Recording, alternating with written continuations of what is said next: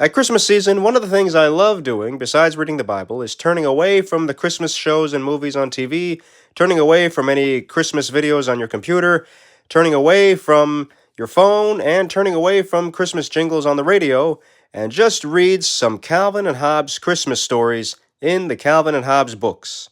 Calvin and Hobbes was always fun to read when I was growing up, and specifically the Calvin and Hobbes Christmas stories were such a delight to read. Calvin and Hobbes always had some great conversations about the Christmas season, and Calvin always brought up some interesting questions regarding writing to Santa, how to behave well to receive the gifts you want, or just receive good gifts, and what the Christmas season is all about. And as you get older, you get a better sense of Calvin's parents and why they're so frustrated with Calvin, particularly at the Christmas season. Good thing Calvin is their only child. Of course, the Calvin and Hobbes stories are all filled with adventure and joy, and the Calvin and Hobbes Christmas stories are also joyful, funny, and full of heart. I remember when I was growing up wondering if there will be a Calvin and Hobbes TV show, or if there is a TV show already for Calvin and Hobbes, what channel is it on and what time can I watch it?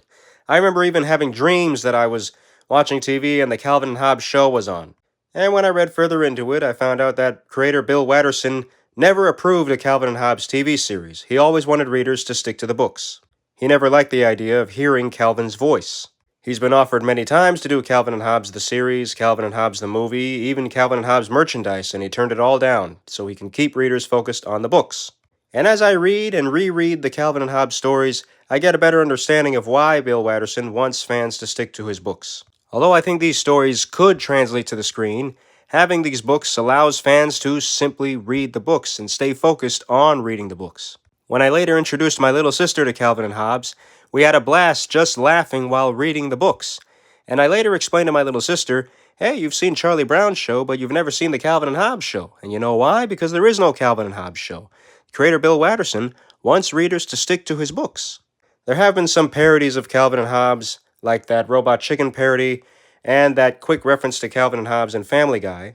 And any animations you see online of Calvin and Hobbes are fan-made, obviously. And there have been some shows made through history that were inspired by Calvin and Hobbes. Anybody used to watch Bear and Jamal? Anyway, when you're grown up and feeling sad and lonely at the Christmas season, it's really a good idea to look back and read these Calvin and Hobbes stories, to remember these times when you were growing up, when you were anxious for Christmas, when you couldn't wait for Christmas, you were making a list, you were decorating, and just being anxious with the feeling of joy at Christmas season. It's really nice to read these stories. To see these individual panels and read the dialogue between Calvin and Hobbes and between the parents, the nostalgia is special with these comics. And with that, I wish you a Merry Christmas and a Happy New Year.